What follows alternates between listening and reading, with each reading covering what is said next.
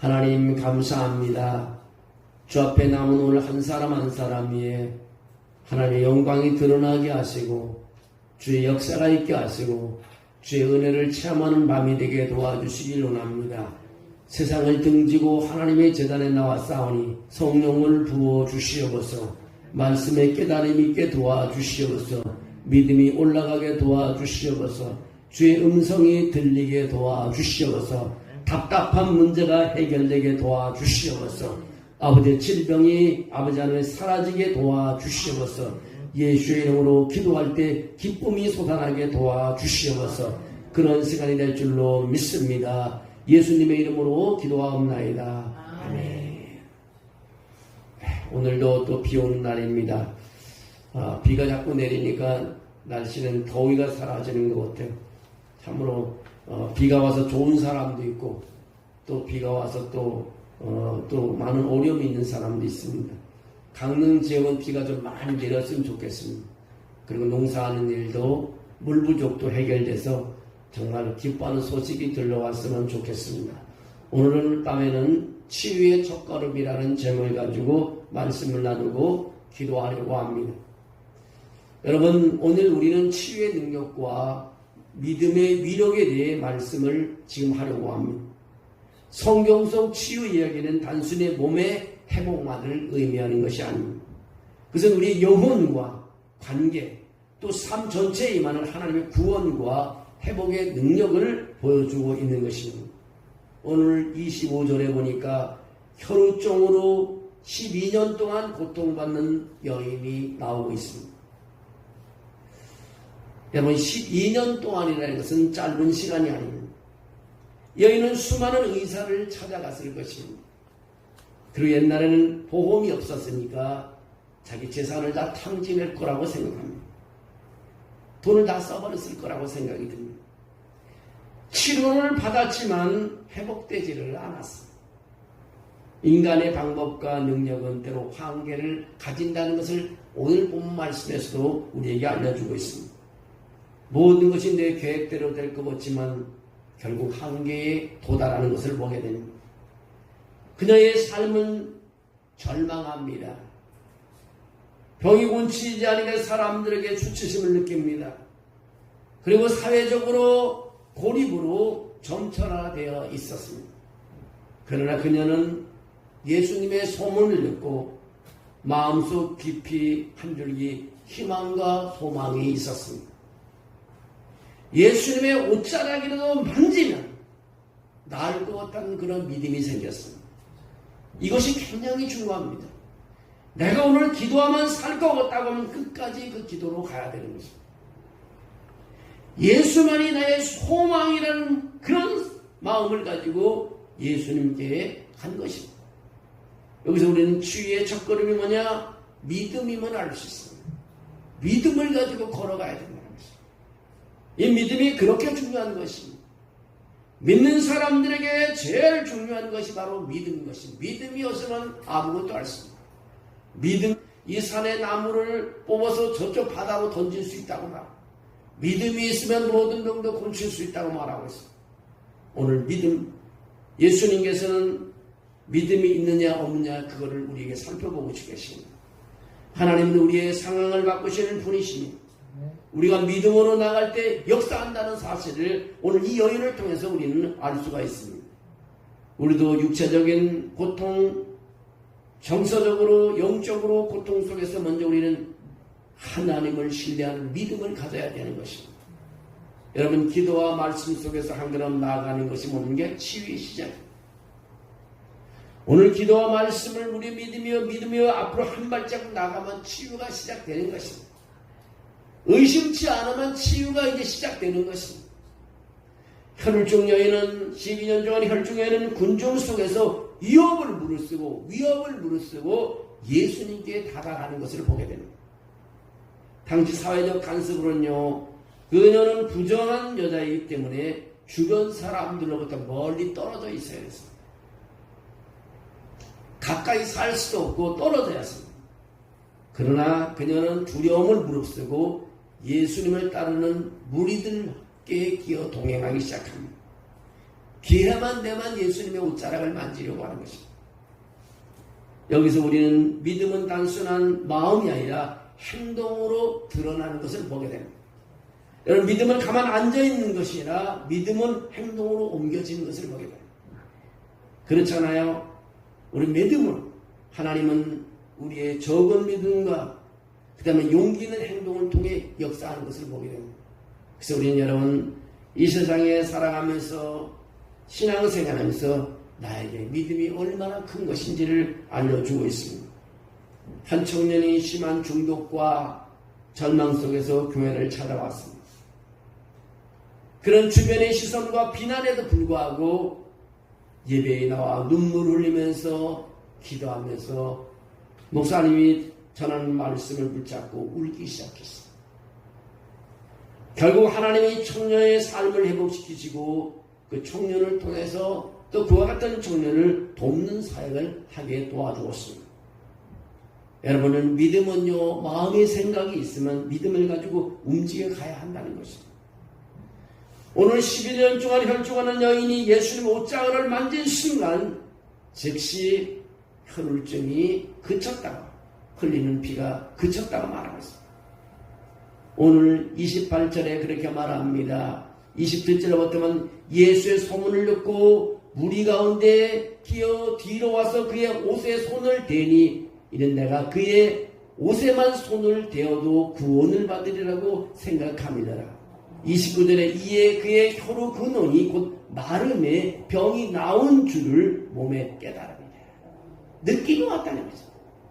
이제는 곤치를 받는 느낌이 왔다는 것이죠. 그 30절에 그렇게 말합니다. 예수께서 그 능력이 자기에게 나간 줄을 곧 스스로 아시고 무리 가운데 돌이켜 말씀하시되 누가 내 옷에 손을 대었느냐고 하십니다. 여러분, 예수님께 가까이 올 때 이 여인이 문제를 해결받았다는 것입니다. 얼마나 놀라운 일이에요. 보지 못하는 사람의 볼 수 있는 것처럼 기쁨이 없습니다.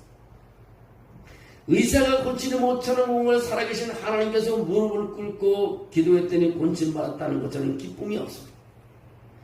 예수님은 그렇게 말합니다. 딸아, 네 믿음이 너를 구원했다. 평안히 가라고 말하고 있습니다. 단순히 병만 치유된 것이 아니라 사회적, 정서적, 영적 회복까지 이루어 주셨습니다.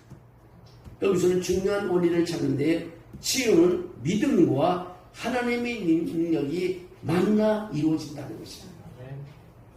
믿음 없는 기도는 제한적일 수 있지만 하나님께 동행하며 믿음으로 나갈 때 완전한 회복이 일어난다는 것을 알 수 있습니다. 물론 여러분도 신앙생활 오래 했죠. 보면은 저도 이렇게 목사가 한 35년 동안 제가 목사가 되어 교회하면서 많은 사람들을 만났잖아요. 야, 어떤 사람들은 또 어려움 당한 사람도 있긴 있지만 어떤 사람들은 그가 정말 말없이 눈물을 흘며 기도하며 세월이 지나가면서 완전히 삶에 변하는 것을 많이 볼 수 있어요. 야, 그런 거 보면 하나님이 살아계시다는 것을 성경을 통해서 알 뿐만 아니라 생활 속에서 보면서도 알 수 있습니다. 오늘도 제가 새벽 끝나고 집에 가면서 우리 집사람하고 짤막하게 한 10분 동안 얘기를 그랬어요. 내가 오스왈드 목사님의 책을 읽어보니까 그 목사님이 토론토에서 최고 큰 교회를 가진 분이에요. 그 목사님은 선교사로 가기를 원하는데 몸이 병이 나갖고 몸이 약하니까 선교사를 가지 못하고 교회를 개척해서 많은 물질을 선교사에게 보내는, 제일 많이 선교사를 보내는 4가정 중 한 사람을 선교사로 보내는 아주 큰 교회였어요. 근데 그거는 만나면 늘 에스겔서 3장에 있는 말씀을 얘기합니다. 교회 오세요. 하나님이 당신을 사랑합니다. 근데 이 목사님이 굉장히 괴로워한 건 뭐냐면 그 이튼 백화점이라고 토론은 큰 백화점, 여기 한국은 롯데백화점 같은 건데 거기에 직원이. 근데 교회에서 그렇게 반주도 잘합니다. 그럼 오늘 교회를 안 나오는 직장이 바쁘니까요. 만나면 하나님이 당신을 사랑합니다. 함께 예배드립시다. 근데 이분이 그날도 직장을 잘 다니다가 그날도 집에 와서 저녁 잘 먹고 주무셨는데 그 아침에 깨어나지 못해. 그 목사님이 책을 보면 그걸 뭘 괴로워하냐면, 하나님이 당신을 사랑하니까 함께 예배드리려는데 그 여인이 그 말을 받아들이지 않아. 받아들였으면 기쁨으로 세상을 떠날 수 있었을 텐데 결국 교회 나오지 못하고 세상을 떠난 것에서 목사님 그냥 글 속에 목사님 우는 그런 소리가 나면 그 자서전을 읽어 금하고 영혼을 사랑하는 목사님이었어요. 그제가 그 목사님 책을 늘 읽으면서 후배들한테 그 책 소개를 많이 하는데요. 정말 우리가요 자녀들에게도 형제들에게도 직장 동료에게도 하나님이 당신을 사랑합니다. 함께 예배하게 되리기 원합니다. 말하기 싫어도 우리 한번 하게 되면요 하나님께서는 우리의 책임을 다했다고 우리를 칭찬한다는 것입니다. 그러나 저 사람이 정말 어두운 세계로 갈 때까지 한마디도 안 하면 하나님께서 바로 나에게 책임을 묻는다고 에스겔서 3장에 그렇게 나와 있습니다. 나중에 더 자세하게 말씀을 풀어드리겠지만 오늘 우리는 계속 외쳐요. 파수꾼이 뭡니까? 불이 났는데 불났다 하고 가만히 있으면 안 돼요. 나팔을 불고 소리를 치르며 불을 났다고 외쳐야 됩니다. 그래야 불난 집에 사람들이 다 살아납니다.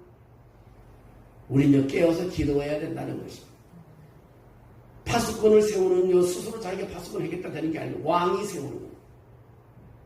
그 나라 인사권자가 파수꾼을 세우는데 적군이 들어오면 알리라. 우리를 파수꾼으로 세우면 누가 세우느냐? 하나님이 우리를 세우신 것입니다. 우리는 새벽에도 기도하고 저녁에도 기도하고 시간 날 때마다 기도해야 됩니다. 마음이 답답할 때 기도하고요. 아이들이 문제가 잘 안 풀린다 그러면 그걸로 해서 기도하고요. 사업이 잘 안 되는 것들은 그렇게 눈물을 흘리고 또 기도하고요. 나 자신만을 위해서 기도하는 것이라 이웃을 위해서 교회를 위해서 교회가 부흥 안 되면 우리가 기도해야 됩니다. 교회가 부흥하면 우리가 기도해야 됩니다. 또 우리 성도들이 사업이 잘 안 되는 거 내가 보게 되면 사업을 위해서 기도해 줘야 됩니다. 아빠는 가정에서 아빠는 가정을 위해서 기도해야 됩니다. 그때 하나님께 나를 더 크게 들어서시고 힘주시고 능력을 주십니다. 우리가 하나님의 마음을 가지고 움직여 가야 됩니다. 하나님의 마음을 가지고 세상을 바라봐야 됩니다. 하나님의 마음은 뭡니까? 온 세상에 자기의 밭에 모두 추수되기를 원하잖아요. 모두가 추수되기를 원하는 겁니다. 오늘 우리 한 여인이 오늘도 권침받는 모습을 보면 주님께 가고 싶은 마음이 있었어요. 내가 사람들 다 의사도 만나고 다 했는데 이제는 고칠 수가 없다는 거예요. 26절에 그렇게 말하고 있어요. 많은 의사에게 많은 괴로움을 받았고 많은 의사를 만났다는 겁니다. 가진 것도 다 허비에 있다는 것이에요. 모든 재산을 다 허비했다는 거예요. 근데 아무 효용이 없었다고 26절에 만나요. 도리어 병이 더 중했다고 더 무거워졌다는 것입니다. 근데 예수님의 소문을 듣고 예수님께 가까이 가면 자기가 치료될 거라고 생각으로 예수님에 갔더니 결국 치료받게 됐다는 것입니다. 여러분 우리가 오늘 이런 믿음을 가지고 주님께 걸어나가기 원합니다.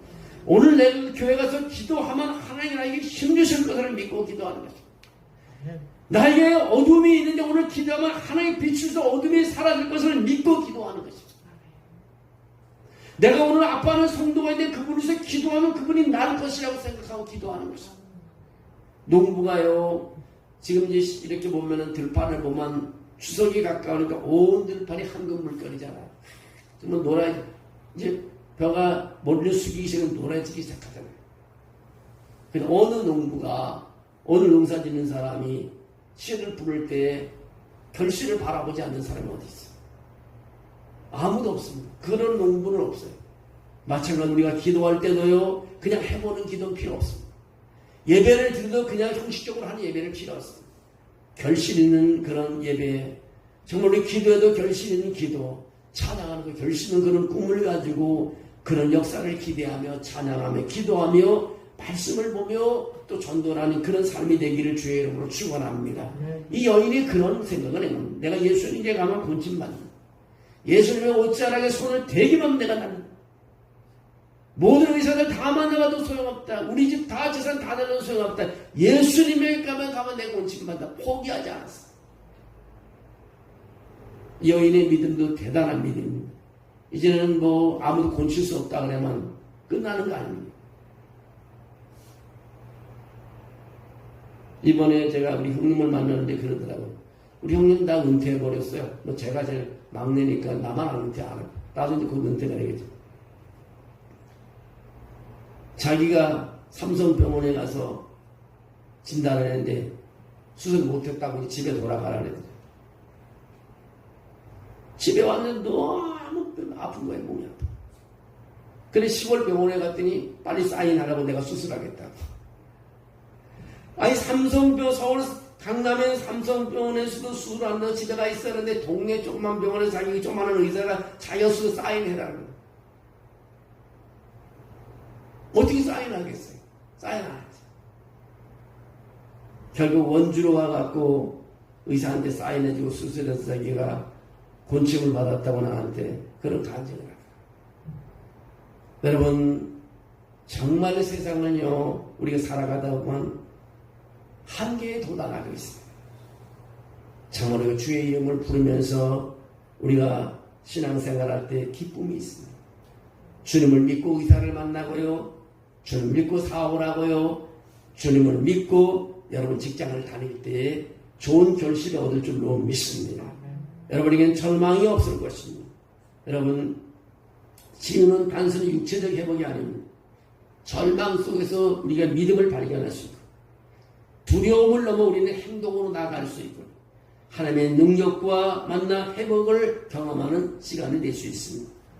오늘 여러분들이요 경제적으로 육체적으로 고통이 있고 어려움이 있고 상처 속에서 있다 할지라도 예수님께 나아가는 믿음을 가지고 예수님께 나가서 기도할 수 있는 힘이 있게 된다면 회복되고 일어날 수 있을 줄로 믿습니다. 주님은요 우리의 믿음을 보고 계십니다. 두려움과 절망 속에 주님의 능력을 여러분 경험하시기를 주의 이름으로 축원합니다. 우리의 몸과 마음과 영혼을 하나님께서는 치유해 줄 줄로 믿습니다.